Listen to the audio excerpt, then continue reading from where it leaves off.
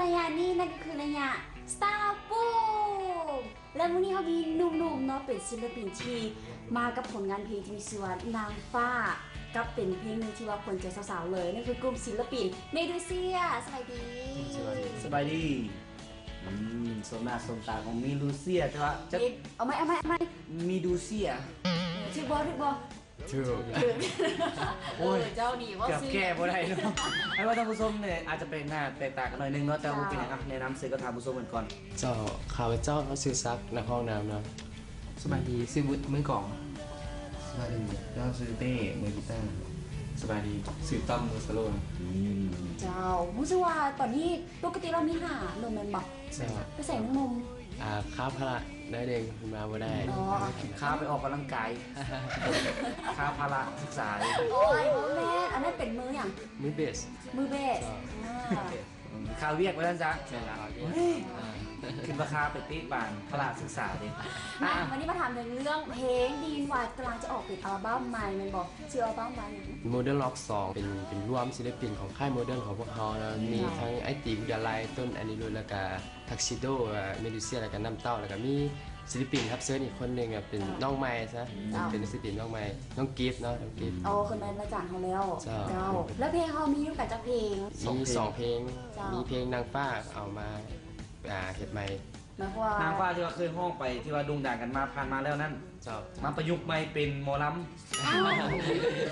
ชี้แจงด้วยไหมประยุกต์แบบไหนศิลปินใหม่แล้วก็ MV จะเป็นตัวใหม่เลยจะพวกเขาก็จะมีเพลงใหม่เอามาอีกเพลงหนึ่งครับในอัลบั้ม Model Rock 2นี่แต่ว่าที่สำคัญเนี่ยเราจะได้ยินเสียงเพลงนางฟ้าที่ว่าเป็นเวอร์ชันใหม่ของมิรูเซียที่ว่าถึงการห้องเพลงของเขานี่ก็คือว่าต้องมีการป๊อปสินป๊อปอีสานยากหลังบ่เลยเพราะเอาเสียงตัวเองมันไม่ยากหรอกว่าผู้เล่นมันเท่ากับปั๊บถึงปั๊บลงนี่สินะช่วงต้องเปิดเข้าใจเนาะช่วงเข้าใจง่ายแค่เป็นตัวเองเนาะว่าต้องเลยมาเนี่ยไหนก็เป็นนั่นแหละเสียงเขาคือว่าคือกับนักห้องเขาคือดอโบเลยโบคือเขาหรือเขาหมายมันคนละคนจ้าเข้าใจว่าใจไอ้น้อยเป็นจังไดสมเพราะว่าพวกนั้นจะเป็นเสียงแบบอบอุ่นเอาเสียงนี่เลยเสียงเป็นแกงหนาวๆหน่อยนึงอุ้ยวันนี้จะเป็นจอยเด้คุณกระตางทายทำMVแล้วหรือยังแล้วหมดแล้วมีการแสดงเป็นแบบว่าเป็นละครบอกหรือว่าเป็นซิงแค่เป็นทายกันเป็นวงกลมพวกคนนี่เป็นวงที่ว่าออกแนวแบบยังสไตล์ล็อกๆเลยบางคนป๊อปล็อกนี่แหละป๊อปล็อกนะว่าล็อกบนักบอกไปถึงทันแล้ว2 โลอยู่กับ2 กิโลแล้วซึ่งก็ลิ้นกับลายครับลิ้นไหลเพราะเจ้าหันนี่คนนี้จริงจังหลังจากที่ว่าปล่อย Modern Rock 2ออกไปแล้วจะมีอัลบั้มเดียวของพวกเขานี่มีแน่นอนอีกประมาณปีหน้านี่อาจจะมีมาละเพราะตอนนี้กำลังเกี่ยมแล้วใกล้จะแล้วบ้างเดียวนี่ถือว่าจะเป็นสไตล์คือแบบมั่วป๊อปร็อกป่ะเป็นป๊อปร็อกคือเก่ายังเล่นป๊อปร็อกคือเก่าเนาะนี่เป็นเมดูเซียกินของเมดูเซียเขาแต่ว่าความหมายแน่นขึ้นมาหน่อยนึงเขาจะได้กินแบบหมอลำนี่นะนุถาเขาไปน้ำรถน่าไปสอนให้แล้วมันมีจักเพลงนึงแบบหลงเหลือแบบประมาณวิธีพอปอเองจริงคิดอยู่เหลืออีก3 เพลงคิดอยู่มันบอกแล้วก็จะเป็นอัลบั้มของพอเดียวนี้จะเป็นเดียวมีแต่ทั้งเมดูเซียเองแล้วบอกว่าจะมีรุ่นน้องเฟเจอริ่งนำจริงบอกมีแต่เมดูเซียเลยแปลว่าเพลงตัวนี้ที่ว่ามาประยุกต์ใหม่มันจะเกี่ยวกับมหาเพลงนางฟ้าก่อนใครที่ว่าคือจะเอาไอเดียนี้มาประยุกต์กันมาแต่งถึงขึ้นมาจะใครมันเป็นสีสันอะไรไอเดียที่เป็นกับไอตีเนาะไอตีอุดรไลนะเป็นบอสใหญ่ของพวกเขานะเพลงนางฟ้าเป็นเพลงเปิดโตของเมดูเซียอยู่แล้วหลายคนพูดจังเมดูเซียพูดจังเมดูเซียกับย้อนเพลงนางฟ้าแล้วก็เลยอยากเอามาประยุกต์ประยุกต์นี่เขาประยุกต์บอลไหนประยุกต์บอลดนตรีบอลหรือว่าประยุกต์หม่องเสียงการห้องสไตล์เมื่อกี้นี่คือว่าได้ยินมาเป็นโซฟแสดงคอนเสิร์ตเนาะงานนมัสการพระธาตุหลวงรู้สึกว่าเป็นยังไงการตอบรับมวลบ่ก็ภูมิใจก็ดีใจนะที่เจ้าให้ความตอบรับดีจะได้ไม่อุปสรรคมันบอกแม่แล้วรู้สึกว่าได้ยินไอตีบอกว่าไอตีเจ็บขมับ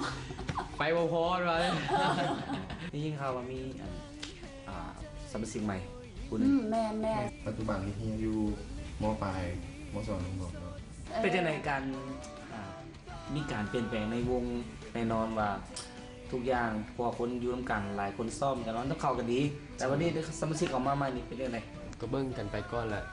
เมื่อสิแต่งกันเนาะอีกจะหน่อยก็สิแต่งแล้วว่าซันเจ้านี่ก็ว่าใส่ซับมันนะใส่ซับแบบเป็นว่า ก็ซ่อมกันมาคือน้ำใจท่านตั้งใจอยู่ได้ และใจมากถ้าใจมากก็ต้องยืมกันได้แล้วก็ความสามัคคีเขาได้เนาะ เดี๋ยวนี้ไปเป็นหัวหน้าวงนี่ไปเป็นหัวหน้าวง ถ้าเป็นหัวหน้าวง บุตรพระนาวของบุตร เป็นอัลบั้มใหม่จริงๆบุดโบห้องเพลง หมอบ่ครับ ดีแล้วพูดดีแล้ว อยู่ข้างหลังดีแล้ว ดีแล้วแม่นบ่ไอ้สนับสนุนบูธนี่แต่งเพลงได้มาสามารถเป็นแบ็กอัพเลยบัวาจะเป็นเรื่องแต่งเพลงหรือว่าเป็นกราฟิกประมาณนี้บ่ แม่น แต่งเพลงอีกอ่ะน้อยหนึง น้อยหนึ่ง แต่ส่วนหลายเป็นนักห้องเก่าแล้วก็เป็นมือกีตาร์คนเก่าหลัก เป็นวงที่ว่ามีการปรับเปลี่ยนแล้วก็มีการเคลื่อนย้ายของวงได้ยินข่าวผ่านมาเมื่อกี้นี่เนาะ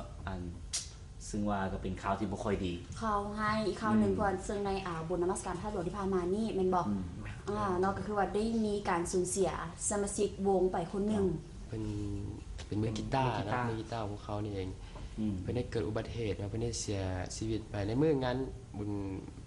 ท่าหลวงแหละบุญท่าหลวงผ่านมาที่คอนเสิร์ตแหละมื้อขึ้นคอนเสิร์ตแล้วก็เป็นความโศกเศร้าของพวกเขาแหละว่าน่าจะเกิดกับขึ้นพวกเขาก็แล้วแต่ก็อยากฝากแหละการขับขี่รถนะควรระมัดระวังก็แล้วกันเนาะงานบุญงานศีลสิต้องระวัง ในเบิกกระหลายเด้เนาะ ถือว่าเป็นการสูญเสียที่ว่าบ่อยาก บ่ให้เกิด บ่ให้เกิดเนาะ บ่ให้ ความรู้สึกวันนี้เนาะได้ยินข่าวหมู่ไปจังได๋มันนี่ใจเฮาเป็นจังได๋จะขึ้นคอนเสิร์ตด้วยกันเด้เห็นบ่มีความรู้สึกจังได๋ จนไม่อยากเล่นคอนเสิร์ตในมื้อนั้นไม่อยากเล่นคอนเสิร์ตแต่ว่าเล่นต่อไปต้องเล่นต่อไป เพื่อว่าให้หมู่เขาเห็นว่าเขายังมีจิตใจสู้อยู่นะ แสดงความเสียใจนำกันแล้วกันสำหรับวงมีดูเซียที่ว่าสูญเสียสมาชิกในวงไปเนาะท่านผู้ชมเนาะนี่ก็คืออุทาหรณ์สำหรับผู้ที่ว่าทางใดที่ว่าขี่รถเนาะใส่รถใส่ถนนต้องระมัดระวังกันแล้วกัน แต่ตัวนี้เป็นเรื่องกันแล้วกันเนาะถามเกี่ยวกับเรื่องส่วนตัววันนี้แต่ละคน มีแล้วมีแฟนแล้ว ยัง เหรอ มีแล้วแน่คลายออกมาจนได้ เปลี่ยนบรรยากาศไว้ขนาดนั้น คอยใจเย็นๆเอาเรื่องส่วนตัว